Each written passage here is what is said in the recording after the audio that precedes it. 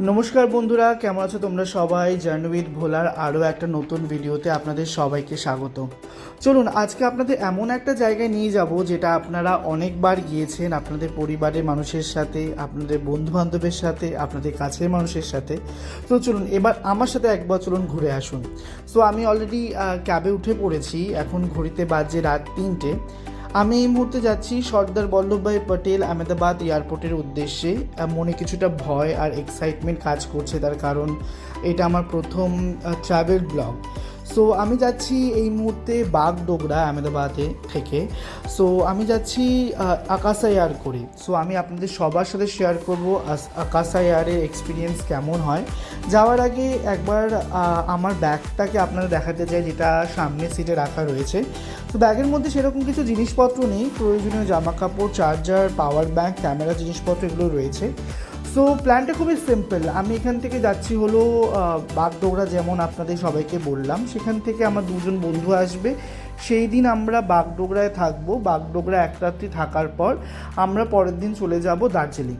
So দার্জিলিংয়ের ব্লগগুলো দেখতে হলে তো অবভিয়াসলি আমার চ্যানেলটাকে ফলো করতে হবে। আমি আপনাদের রিকোয়েস্ট করব, প্লিজ সাবস্ক্রাইব করবেন আমার চ্যানেলটাকে। যদি পারেন তাহলে লাইক, কমেন্ট আর বেল বাটনটাকে প্রেস করে রাখবেন, যদি আমি কখনো নতুন ভিডিও আপলোড করি আপনাদের কাছে সেই নোটিফিকেশনটা যেন পৌঁছায়।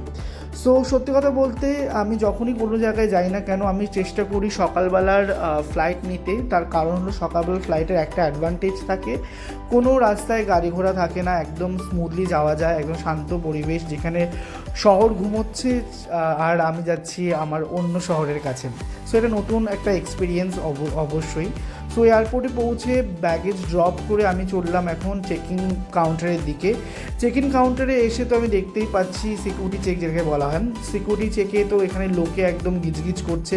আমি আশা করেছিলাম মনে হয় এখানে কোনো লোকজন থাকবে না, আমি একদম স্মুথলি একদম আমার যেই চেক ইন সিকিউরিটি চেক আছে সেটা একদম কমপ্লিট করে আমি আমার গেট নাম্বারের কাছে পৌঁছে যাব। কিন্তু এখানে এসে তো আমি একদমই এত হতবাক, এখানে এত লোক গিজগিজ করছিল যে অলমোস্ট আমার 1.5 ঘন্টা লেগে গেছিলো।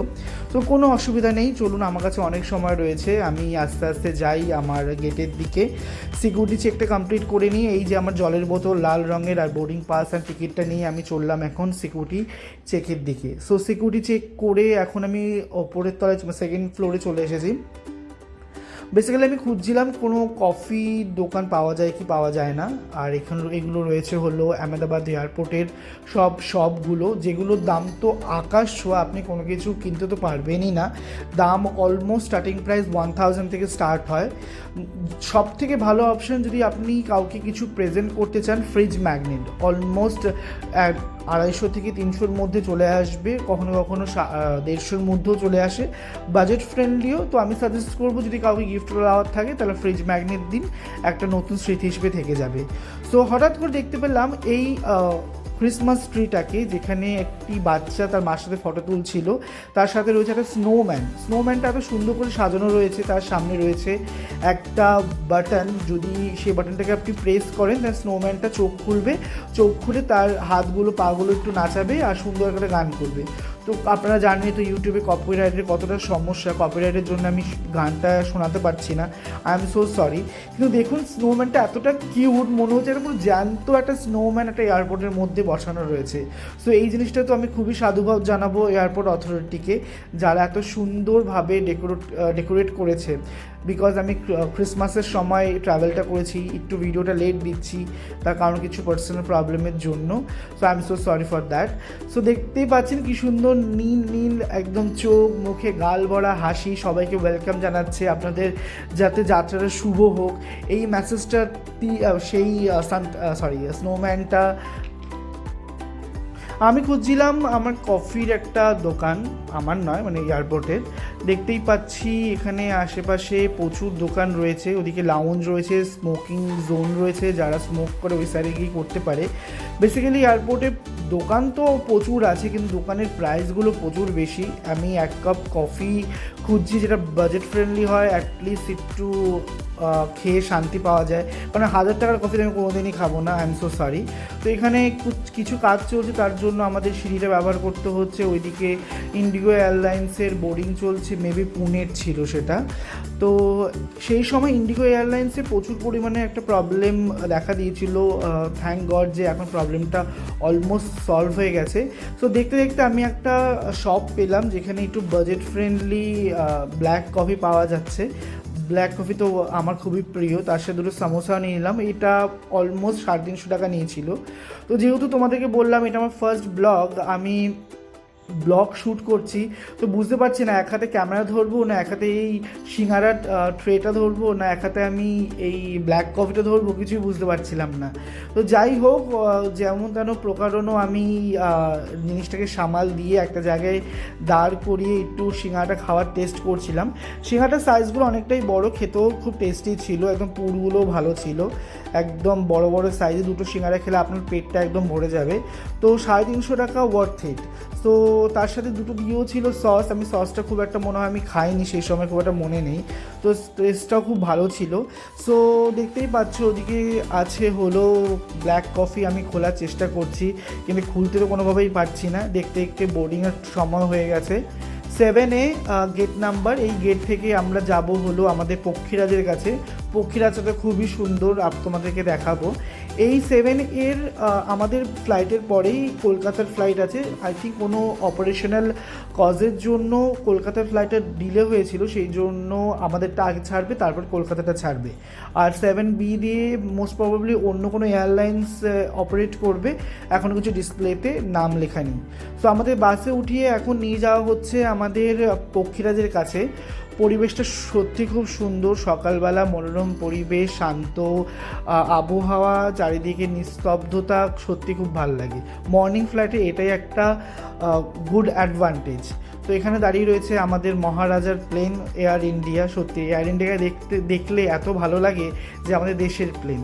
তো যখনই তোমরা আহমেদাবাদে আসবে সব থেকে একটা জিনিস নোটিস করতে পারবে, সেটা হচ্ছে এখানে আদানির চারিদিকে কাজ আদানি ভরে ভরে করছে। মোস্ট প্রবাবলি আদানি এই এয়ারপোর্টটাকে কন্ট্রোল করে। তো দেখতে দেখতে আমাদের পক্ষীরাজের কাছে আমরা অলমোস্ট চলে এসেছি। পক্ষীরাজের সামনে অনেক প্রাইভেট গাড়ি, লাগেজ নিয়ে যাওয়া হচ্ছে তার ভেতর থেকে। পক্ষীরাজের পেছন দিক থেকে তারাই চড়বেন যারা পেছনের সিট বুক করেছেন, আর যারা সামনের সিট নিয়েছেন তারা সামনের দিক থেকে উঠবেন। সো এটা হলো বেসিক্যালি 737B ম্যাক্স। এটা ডিজাইন করা হয়েছে ফাস্টেস্ট যে ডিস্টেন্সগুলো আছে ওগুলো কভার আপ করার জন্য, basically long distance cover up করার জন্যই এটা ডিজাইন করা হয়েছে। খুব সুন্দর একটা প্লেন। আকাশা এয়ার ইন্ডিয়ান এভিয়েশনে খুব ভালো সাড়া ফেলেছে, খুব বাজেট ফ্রেন্ডলি এয়ারলাইন্স। আমি এই টিকিটটা কেটেছি উইগো দিয়ে। উইগো থেকে আমার টিকিট পড়েছে অ্যাপ্রক্সিমেটলি আকাশা এয়ার দিয়ে আমি 8,000 টাকায় কেটেছি আকাশা এয়ারে। তোমরা দেখতে পারো অন্যান্য সাইডে যদি কম পড়ে তো ওয়েল অ্যান্ড গুড। যেহেতু আমি উইন্টারের সিজনে গেছি, ডিসেম্বরের সময় একটু বেশি ছিল। আর আদার্স কিছু আমি যেমন মিল নিয়েছিলাম, সিট নিয়েছিলাম, সেই জন্য আমার 8,500 টাকার মতো অলমোস্ট পড়ে গেছিলো। তো এখানে এসে দেখতে পাবে যে আহমেদাবাদ এয়ারপোর্টে এখানে প্রাইভেট জেট এখানে প্রচুর পরিমাণে আছে। এখানে প্রচুর বড় বড় বিজনেসম্যানরা আছে যারা প্রাইভেট জেট নিয়ে এদিক ওদিক যান। তো খুব ভালো লাগে। সো দেখতে দেখতে আমাদের প্লেন পুশব্যাকও করা স্টার্ট করে দিয়েছে। দেখুন ওখানে যে এয়ারপোর্টের স্টাফটা রয়েছে সে কন্টিনিউয়াসলি ইনস্ট্রাকশন দিচ্ছে পাইলটকে কীভাবে কী মুভমেন্ট হবে কি হবে না। এত বড় প্লেন ভাবতেও অবাক লাগে না বিজ্ঞান কতটা এগিয়ে আছে যে এত বড় একটা ভারী প্লেন সবাইকে নিয়ে আকাশে উঠবেন। এটাই মনে হয় বিজ্ঞানের সফলতা। সো এখন আমরা যাচ্ছি হলো তোমাদের যেরকম আমি বলেছিলাম যে আমরা বাগডোগরা যাচ্ছি। তো বাগডোগরা থেকে আহমেদাবাদ থেকে বাগডোগরা অলমোস্ট ফ্লাইট টাইম থাকবে হলো 2 ঘন্টা 45 মিনিটে। প্রতিদিন আকাশা এয়ারের ডাইরেক্ট ফ্লাইট আছে। এখানে 9টা 15 মিনিটে এটা ছাড়ে হলো সকালবেলা, আর পৌঁছায় দুপুর 12টার সময়।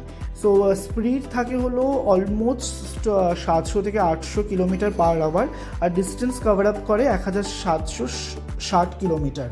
আর তোমরা যদি কেউ আবার বাগডোগরা থেকে আহমেদাবাদে আসতে চাও তাহলে সন্ধ্যে 6:20 নাগাদ এটা ছাড়ে, আর আহমেদাবাদে এসে পৌঁছায় 9:30টার সময়। তো প্রতিদিন এই ফ্লাইটটা আছে। আবার কিছু কিছু সামার টাইমটাও চেঞ্জ হয়ে যায়, সেটা এয়ারলাইন আপনাদের ইনফর্ম করে দেবে। তো দেখতেই পাচ্ছ অলরেডি আমাদের প্লেন রানওয়ের দিকে যেতে শুরু করে দিয়েছে। সো এয়ারপোর্টে রানওয়ে একটাই রয়েছে যার নাম 05/23। লেন্থ হচ্ছে তোমার 3500 মিটার। এটা একমাত্র বড় রানওয়ে যেটা তোমার বড় প্লেন ওঠানামা করতে পারে। তো এখানে আহমেদাবাদে একটাই রানওয়ে রয়েছে। সো এই যে প্লেনটি আছে যে স্টেটের উপর দিয়ে যাবে সেটা আমি একবার তোমাদের মেনশন করে দিচ্ছি। যারা জানো তারা ওয়েল অ্যান্ড গুড, যারা জানো না তাদের জন্যই বলছি। বেসিক্যালি এই ফ্লাইটটা গুজরাটের উপর থেকে যাবে, তারপর যাবে হলো মধ্যপ্রদেশের দিয়ে তারপর যাবে হলো উত্তরপ্রদেশ দিয়ে বিহারে ঢুকে ওয়েস্ট বেঙ্গলে যাবে। তোমরা সবাই জানো যে দার্জিলিং বাগডোগরা আমাদের ওয়েস্ট বেঙ্গলের মধ্যেই পড়ে, তো সেই জন্য এটা ওয়েস্ট বেঙ্গল দিয়েই যাবে। সো এখন মর্নিং সময় একদম ট্রাফিক একদম নেই বললেই চলে, এয়ার ট্রাফিক। সো আমাদের প্লেন এখন রানওয়ের দিকে যাচ্ছে 05/23, খুব সুন্দর চলছে। সো দেখতে দেখতে আমরা আমাদের রানওয়ের দিকে যাচ্ছি। সো দেখতেই পাচ্ছ এখানে একটা ইন্ডিগোর প্লেন ল্যান্ড করেছে, তোমাদের দেখাতে পারছি কি পারছি না জানি না, জুম করে দেখানোর চেষ্টা করছি। খুব সুন্দর স্মুথ ল্যান্ডিং হয়েছে। Indigo one of my favourite airline. So আমি চেষ্টা করি আকাশায়া না হলে ইন্ডিগোতে যাতায়াত করার, কারণ সার্ভিসটা সত্যি খুব ভালো হয়। আরেকটা এয়ারলাইনও কলকাতা থেকে বাগডোগরা যাতায়াত করে, অনেক এয়ারলাইনই আছে, নট ইভেন একটা।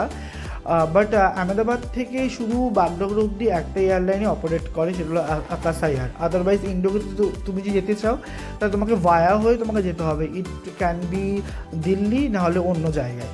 তো যদি তোমরা কেউ ট্রেনে আসতে চাও তাহলে ট্রেনেও আসতে পারো, ট্রেনে তোমরা নিউ জলপাইগুড়ি হয়ে তোমাদেরকে আসতে হবে, ঠিক আছে। তো ট্রেনটা একবার ম্যাপে দেখে নিও বা গুগল করে নিও, আমি সেরকমভাবে সঠিকভাবে বলতে পারলাম না। সো দেখতে দেখতে আমাদের প্লেন একদম রানওয়ের কাছে চলে এসেছে। রানওয়ে থেকে এখন আমরা টেক অফ করছি। টেক অফের সময় মানে এত ভালো লাগে, চারিদিক থেকে একদম একটা বিভৎস প্লেনে একটা জেট সাউন্ড কাজ করে, আর প্লেনটা ছোটে ঝড়ের বেগে। দেখতেই পাচ্ছ প্লেন এখন ছুটছে, চারিদিকে ছোটো ছোটো প্লেন দাঁড়িয়ে আছে। যেমন তোমাদের বললাম আমি, এয়ারপোর্টে দেখতে পাবে আদানির প্রচুর প্লেন রয়েছে। এটা হলো ডোমেস্টিক টার্মিনাল আর ইন্টারন্যাশনাল টার্মিনাল। তো এখন চলছে আমাদের প্লেন আকাশের পথে।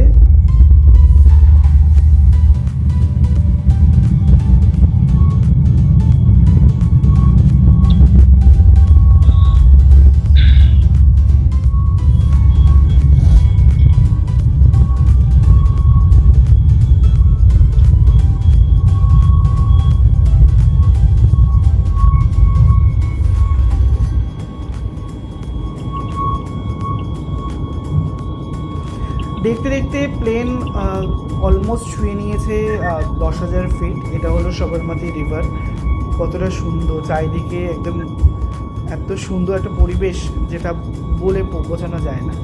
আমি চেষ্টা করব আপনাদের সব কিছুই তুলে ধরার। আশা করব আপনাদের এই ভিডিওটা খুব ভালো লাগবে আর আমাকে সাপোর্ট করবেন, তাহলে আমি নেক্সট ভিডিওগুলোকে আরও সুন্দরভাবে প্রেজেন্টেবল করে তোলার চেষ্টা করব।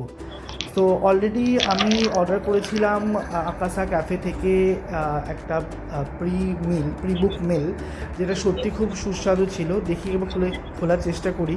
আমি খুলতেই পারছি না, তার কারণে এক হাতে ফোন আর এত টাইটভাবে এটাকে লাগানো যে আমি এক হাতে খুলতে পারছিলাম না। তো খোলার চেষ্টা করছি, নাও এবার অনেক কষ্ট করে এটা খুলতে পেরেছি। সো আপনি যদি অর্ডার করতে চান, মেনুতে অনেক কিছু আছে, যেমন ম্যাগি আছে, পোহা আছে, আপনি হায়দ্রাবাদি ভেজ বিরিয়ানিও পাবেন, আবার চিকেন স্যান্ডউইচও আপনি পাবেন, র্যাপও পাবেন। কিন্তু দেখতেই পাচ্ছেন আমি অর্ডার করেছি চিকেন কিউপিক কাপ। তো এটা খুবই সত্যি একটা সুস্বাদু একটা স্যান্ডউইচ, আমি খুব ভালো লেগেছে। অনেকটা বড়ও আছে, দেখি খোলার চেষ্টা করছি, খুলতে পারি কি পারি না। এবার বক্সটা কোথায় রাখবো বুঝতে পারছি না, এদিকে রাখবো না ওদিকে রাখবো। সো অনেক কষ্টে বক্সটাকে একটা প্লেটের মতো একটা বানিয়ে এবার এটাকে র্যাপটা খোলার চেষ্টা করছি। এত বড় র্যাপ, হাতে ফোন, আমি কিভাবে ধরবো, কিভাবে শ্যুট করবো, কিভাবে খুলবো, কিভাবে খাবো, এটা আমার কাছে একটা বড় একটা চ্যালেঞ্জিং পার্ট হয়ে দাঁড়িয়েছে। সো সত্যি এটা অলমোস্ট 560 টাকা নিয়েছে। 560 টাকা অনেকটাই কস্টলি, বাট চলো ঠিক আছে, একবার 560 টাকা খেয়ে দেখি কেমন হয় না হয়। তো দেখতেই পাচ্ছি যে এখানে চেরি আছে, লেটুস আছে, ম্যায়োনিজ আছে, চিকেন তো অবভিয়াসলি আছেই, পুরটা অনেকটাই বড়। দেখতে দেখতে খেয়ে দিয়ে একটা ভালো একটা ঘুম দিয়ে আমি ঘুম থেকে ওঠার পর দেখতে পাচ্ছি দূরে সাদা বরফে ঢাকা কাঞ্চনজঙ্ঘা। কাঞ্চনজঙ্ঘা দেখতে খুবই সুন্দর লাগে, যেমন সবার লাগে। আমি প্রথমবার প্লেন থেকে কাঞ্চনজঙ্ঘা দেখছি। সো আমি বোঝাতে পারবো না কতটা সুন্দর অভিজ্ঞতা।